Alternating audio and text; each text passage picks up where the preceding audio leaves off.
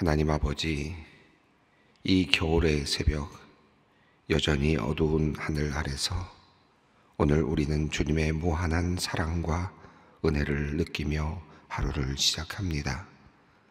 겨울의 추위 속에서도 우리의 마음은 주님을 향한 따뜻한 사랑으로 가득 차 있음을 고백합니다. 하나님, 이 뜨거운 마음으로 벅찬 감격으로 오늘을 힘차게 살게 하여 주시옵소서. 오늘 부른 찬양의 가사처럼 주님을 따르는 길이 때로는 어렵고 험난할지라도 우리가 주님의 부르심에 응답하며 힘차게 그 길을 걸을 수 있도록 인도하여 주시옵소서. 우리가 주님을 따르는 길에서 때때로 낙심하거나 지칠 때마다 주님의 사랑과 은혜로 우리를 채워주시기를 원합니다.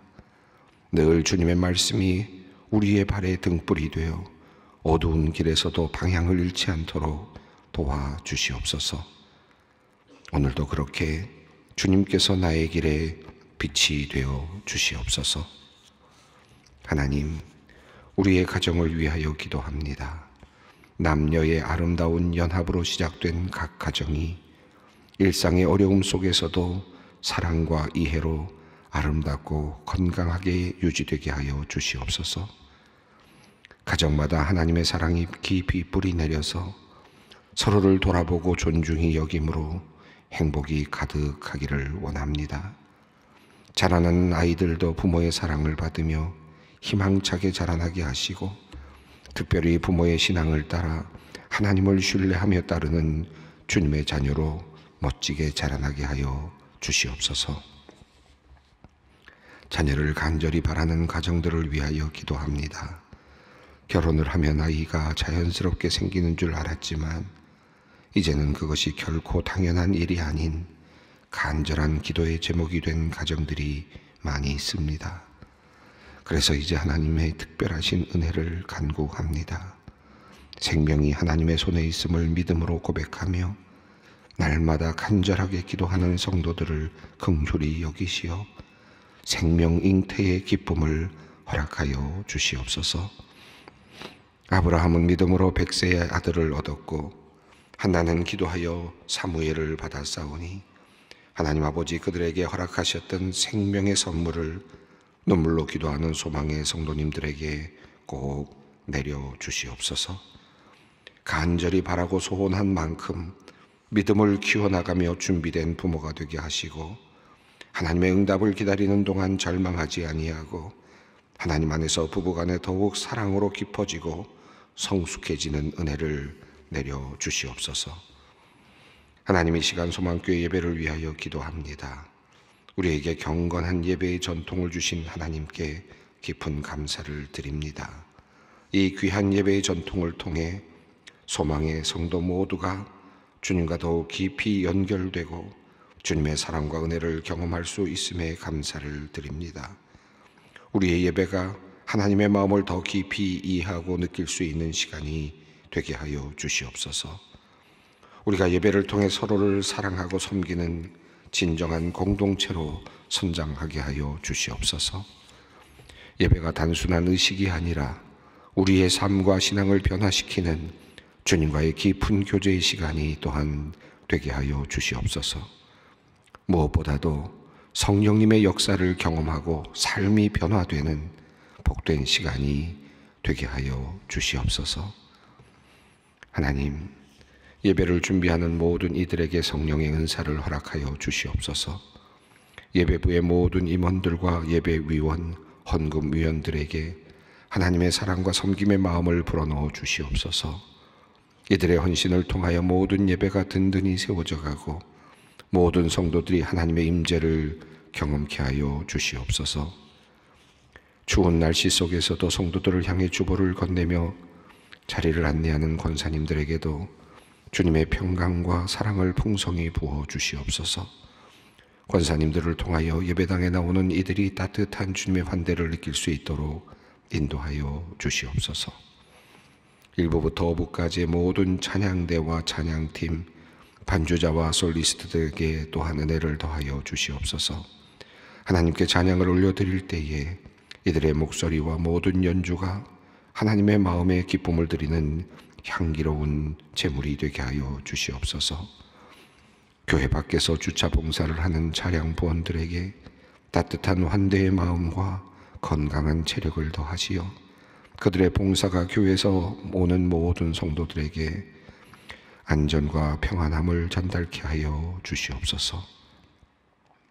성전을 아름답게 장식하는 꽃꽂이 봉사회 손길에도 주님께서 창조적인 영감을 부여하여 주셔서 그 모든 헌신이 하나님의 창조의 아름다움을 드러내게 하여 주시옵소서. 하나님, 보이지 않는 곳에서 통역과 수화로 예배를 돕는 분들에게 주님의 은혜를 가득 부어주시기를 기도합니다.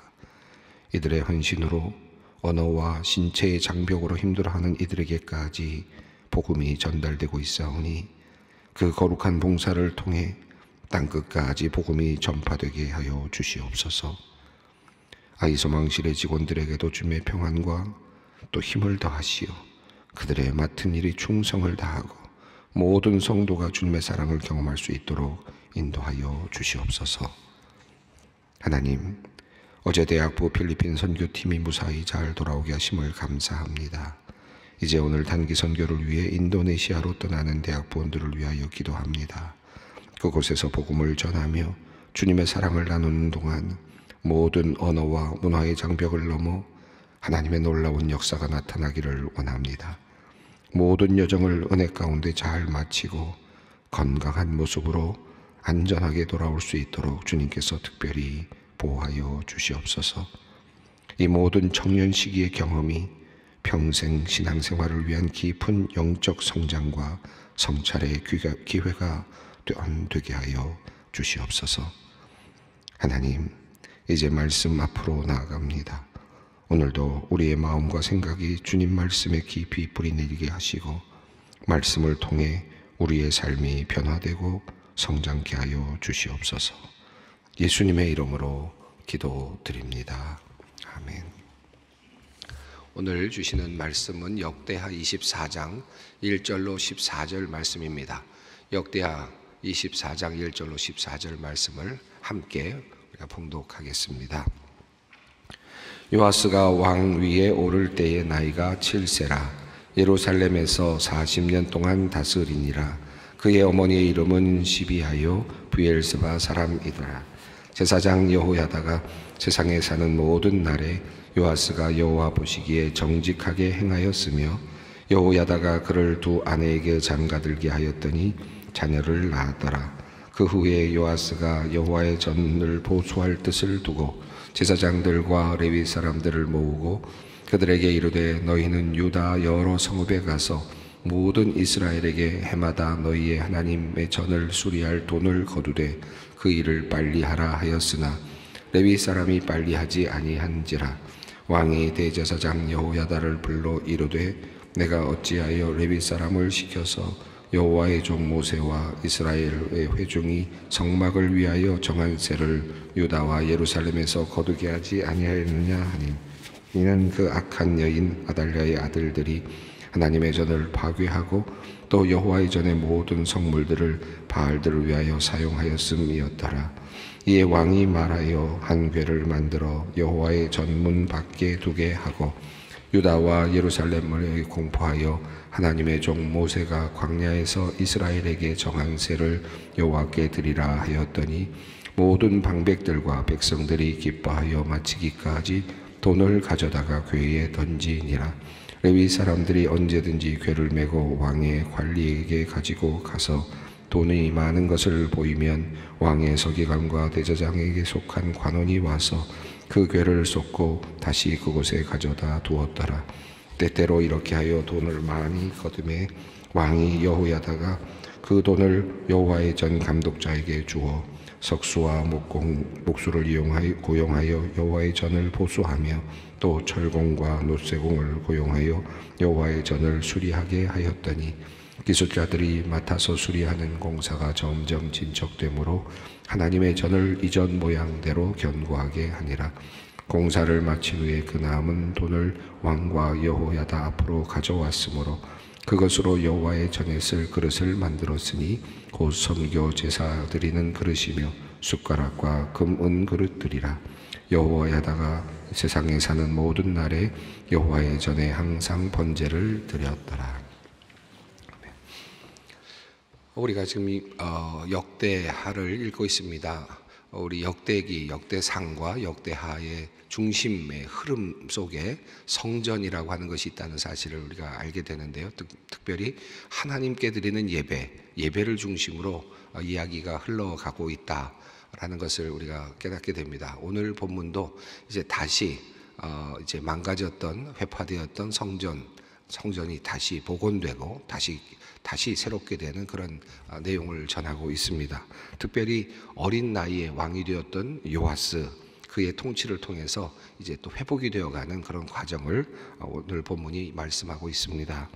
여호람 왕, 그리고 또 아하시야 왕, 그리고 또 아시아 왕이 1년밖에 통치를 못하고 죽게 되고, 아달랴가 이 이방 북에서 온, 그죠? 북이스라엘에서 온 아합 왕의 그 딸인데, 그 딸을 통해서 또 통치가 이루어지고, 그때까지 이어지는 과정 속에서 바알과 아세라를 섬기는 일이 이 유대 땅에, 그러니까 유대 남쪽이죠, 남유다 쪽에서 계속해서 번져나가고 있었던 그런 일이 있었습니다. 이제 그것들이 모두 이제 다시 척결되고 새롭게 다윗 왕조가 다시 마치 끊어질 것 같았던, 그리고 완전히 없어질 것 같았던 상황 속에서 한 줄기 빛처럼 다시 태어나고 다시 살아나고, 그리고 이 요아스가 이제 왕이 되었습니다. 자, 그 요아스가 왕이 된 다음에 어떤 일이 일어났는지, 특별히 오늘 본문은 성전이 복원되어 가는 그런 내용입니다. 요아스가 1살부터 7살이 될 때까지 6년 동안 그 성전에서 살았습니다. 이제 그를 살면서 성전을 중심으로 그가 자라났는데, 자, 이 요아스가 이제 성전을 어떻게 또 건축해 나가는지, 보완해 나가는지, 그 내용이 오늘 본문 내용입니다. 자, 1절 말씀을 읽겠습니다. 요아스가 왕위에 오를 때에 나이가 7세라. 예루살렘에서 40년 동안 다스리니라.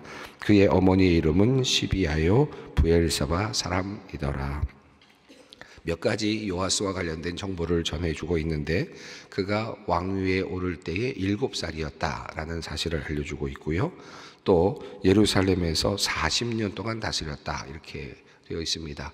그 전에 왕들이 뭐 8년 동안 다스리거나 1년 다스리거나 또 6년을 다스리거나 이렇게 다스렸다면, 요아스는 이제 40년을 다스리게 되는데, 이 40년이라는 숫자는 다윗이 다스렸던 그 통치 기간과 같고, 또 솔로몬이 다스렸던 통치 기간과 같습니다. 그러니까 상당히 긴 시간 동안 하나님께서 그에게 기회를 주셨고, 마치 다윗 왕조가 다시 이제 부활하는 것과 같은 그런 하나의 상징적인 의미도 있다고 할 수 있겠습니다. 아쉽게도 요아스의 인생은 앞부분에서는 하나님을 섬기면서 시작을 했지만, 뒤로 가면서 사실은 그가 또 실패하는 그런 모습도 보여주고 있어서 조금 아쉬움이 있기는 합니다. 그래서 이 요아스의 앞부분, 오늘 본문에서는 성전을 복원하고 있는 부분이 참 아주 아름답게 보여지지만, 또 다음에는 또 다시 그가 실패하는 모습도 보여주고 있어서 우리 인간의 삶, 또 우리 인간이 얼마나 연약한가 하는 것도 또 알 수 있는 그런 그의 인생이기도 하겠습니다. 자, 이 요아스가 40년 동안을 다스리게 되는데, 2절 말씀이 흥미롭게 이제 나타납니다. 한번 2절을 읽겠습니다. 제사장 여호야다가 세상에 사는 모든 날에 요아스가 여호와 보시기에 정직하게 행하였으며, 이 2절이 암시를 하고 있고, 또 그의 인생을 나름대로 나누고, 요아스의 인생을 나름으로 나누고 있다는 것을 알 수 있는데요. 제사장 여호야다가 세상에 사는 모든 날 동안 요아스가 여호와 보시기에 정직하게 행하였다, 이 표현이 나왔는데, 특별히 재미있는 표현은 제사장 여호야다가 세상에 사는 모든 날에라고 하는 표현이죠. 이 표현은 오늘 본문 14절에도 한번 다시 반복이 되고 있습니다. 제사장 여호야다가 세상에 사는 모든 날이란 표현은 여호야다가 함께 했던 그 시간 동안에는 요아스가 바른 길을 행하였다, 하나님 보시기에 바른 길을 갔다 라고 하는 것인데요. 이 말은 바꿔 말하면 여호야다가 죽은 다음에는 함께하던 그 날이 지난 다음에는 그만 그가 다른 길로 갔다라고 하는 그런 의미이죠.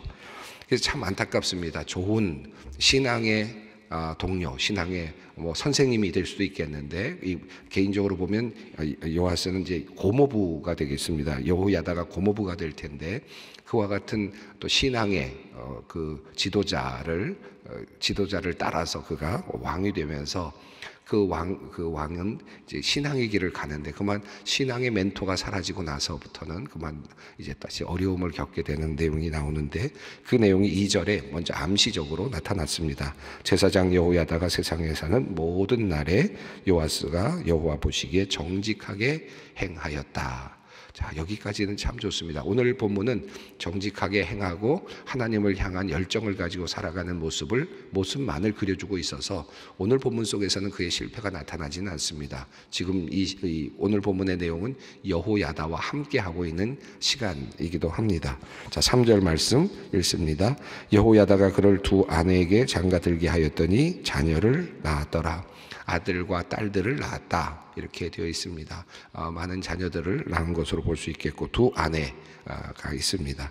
앞서 1절을 보면 그 어머니의 이름이 나왔는데요. 시비아라고 하는 이름과 부엘세바 사람이다 라는 표현이 나왔는데 흥미롭습니다. 이 부엘세바는 지도 유대의 입장에서 보면 또 이스라엘 전체 지도에서 보면 단에서 부엘세바까지, 그래서 단이 북쪽의 끝이라고 한다면 부엘세바는 남쪽의 끝이지 않습니까?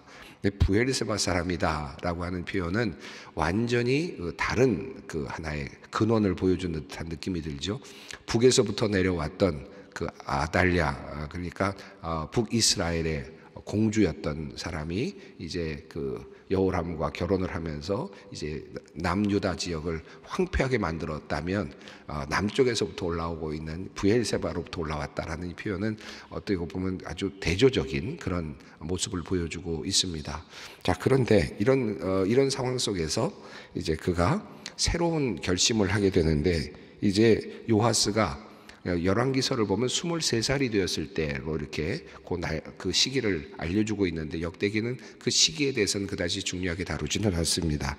그냥 그 후에라고 이렇게 표현을 하고 있는데요. 4절 말씀을 읽습니다. 그 후에 요아스가 여호와의 전을 보수할 뜻을 두고, 여호와의 전을 보수해야 되겠다라고 하는 뜻을 이제 가지게 되었다는 것입니다.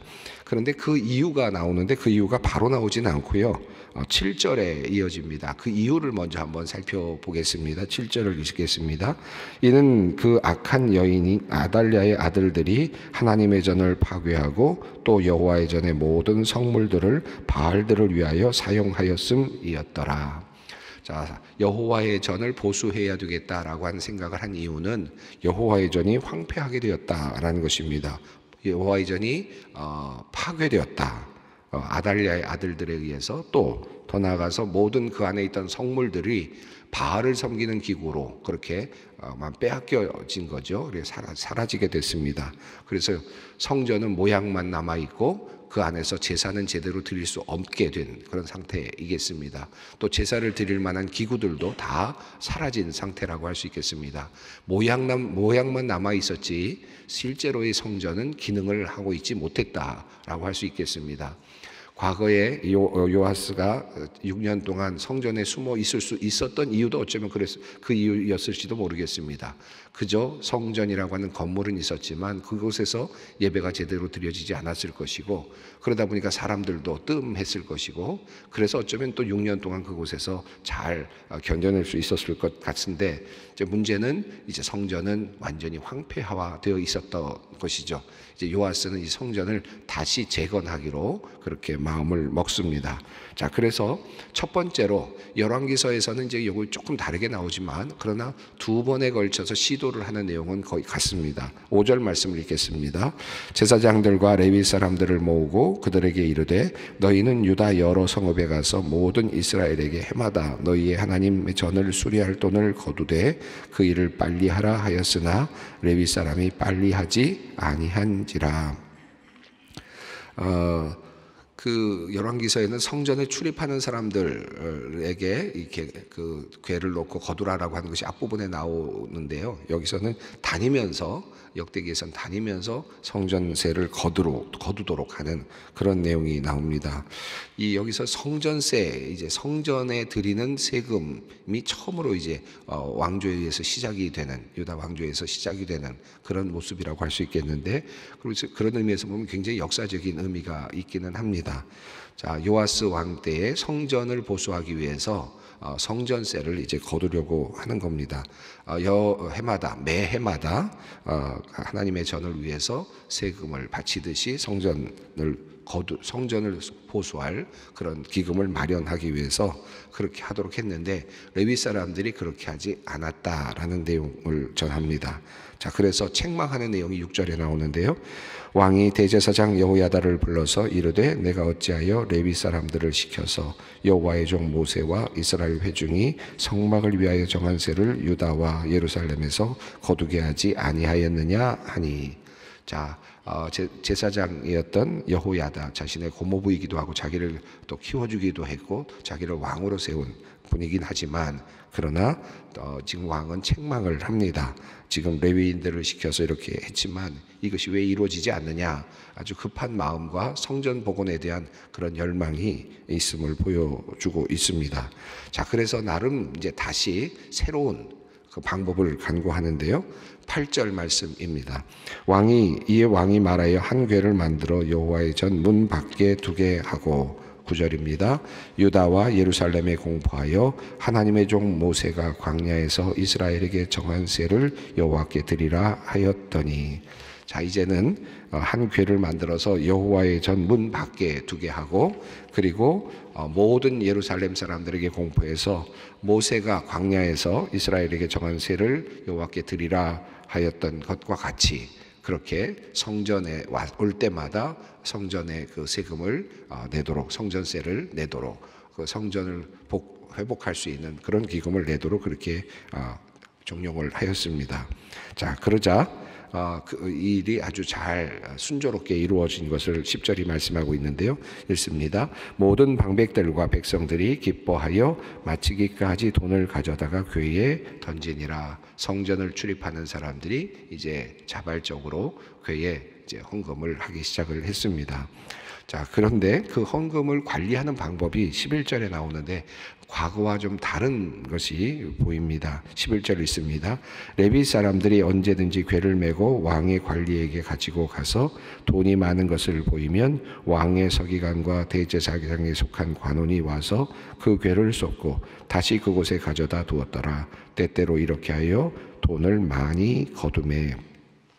이 보면 레위 사람들이 이제 궤를 메고 왕의 관리에게 가지고 와서 돈을 보여주고, 그러면 왕의 서기관과 그리고 대제사장에게 속한 관원이 함께 그 돈을 다루었다, 이렇게 되어 있습니다. 과거 성전과 관련된 모든 것들은 레위인들이 다루고 제사장들에게 속한 것이었는데, 이제는 왕의 신하들도 함께 관리를 하고 있는 것을 볼 수 있습니다. 어찌 보면 투명한 그런 관리라고도 볼 수 있겠죠. 그런 의미에서 보면 이제 레위 사람들에게, 제사장들에게만 이것이 이루어진 관리가 되도록 한 것이 아니라 모든 이제 이 왕의 관리와 더불어서 이것을 투명하게 관리를 해서 그것이 새어나가지 않도록 하는 것을 볼 수 있습니다.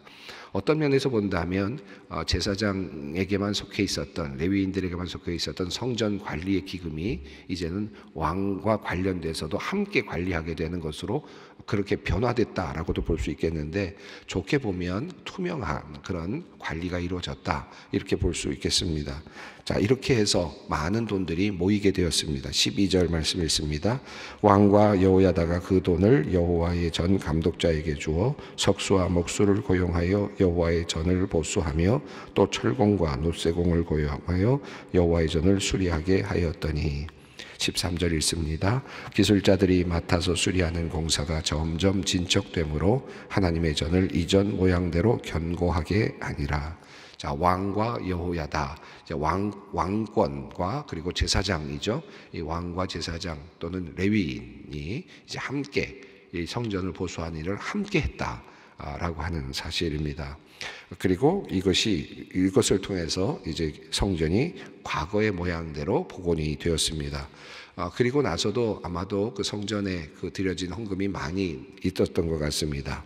그 나머지 내용이 14절에 나오는데 읽습니다. 공사를 마친 후에 그 남은 돈을 왕과 여호야다가 앞으로 가져왔으므로 그것으로 여호와의 전에 쓸 그릇을 만들었으니 곧 선교 제사 드리는 그릇이며 또 숟가락과 금은 그릇들이라. 여호야다가 세상에 사는 모든 날에 여호와의 전에 항상 번제를 드렸더라. 예, 남은 헌금은 이제 그 안에 쓸 기구들을 다 만드는 데 사용을 했습니다. 쓸 그릇도 만들고 또 숟가락도 만들고 다양한 그런 제기들을 만들어서 이제 예배가 제대로 드려질 수 있도록 모양만 복원한 것이 아니라 예배의 기능까지도 제대로 이제 이루어질 수 있도록 예배가 제대로 드려질 수 있도록 하였다라고 하는 것입니다. 그런데 여기도 앞서 말씀드렸습니다마는 여호야다가 세상에 사는 모든 날에 여호와의 전에 항상 번제를 드렸더라. 자, 그러니까 앞과 뒤에서 우리가 볼 수 있었던 건 뭡니까? 여호야다가 함께하는 그런 기간 동안에 이 요아스는 하나님 보시기에 바르게 행동했고 또 여호와께 온전한 제사를 드렸다. 그런데 그만 그가 이제 떠난 다음에는 어떻게 됐는지 이제 다음에 나오겠죠. 약간의 여운이 남기도 하는 그런 말씀입니다. 여기서 우리가 어떤 기도의 제목을 찾을 수 있을까 한번 생각해 봅니다. 물론 뒤에 나오는 내용들이 있습니다만은 그러나 한번 생각해 본다면 그 신앙의 동반자가 얼마나 중요한가, 신앙의 멘토가 얼마나 중요한가, 함께 신앙의 길을 가는 사람이 얼마나 소중한가 하는 것을 알게 되는데, 그래도 지금 이 여호야다를 통해서 이 지금 요아스 왕은 그 길을 바르게 잡고 지금 길을 가고 있습니다. 그리고 통치의 길을 가고 있습니다. 오늘 우리 나라에도 마찬가지고 어디에도 마찬가지고 또 사업을 하는 분들도 마찬가지고 사업의 길도 마찬가지, 어디나 마찬가지라고 생각합니다.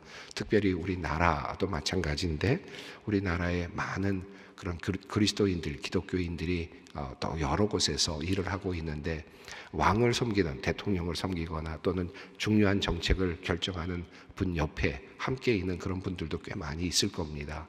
그런 분들이 신앙 안에서 그들을 어떻게, 왕을 어떻게, 대통령을 어떻게, 또 어떤 결정을 하는 분들을 어떻게 보좌하고 어떻게 끌고 나가는, 어떻게 영향을 주느냐에 따라서 한국의 또 미래도 달라질 수 있다. 또 우리 한국 전체 대한민국의 그 어떤 삶의 질도 달라질 수 있겠다. 그런 생각을 하게 됩니다. 그런 면에서 보면 이 여호야다와 같은 그런 사람들, 신앙의 동반자가 얼마나 중요한가, 또 그런 멘토들, 신앙의 멘토들이 얼마나 중요한가, 여기저기에서 꼭 그런 분들이 많이 일어나야 되지 않을까 하는 생각도 하게 됩니다.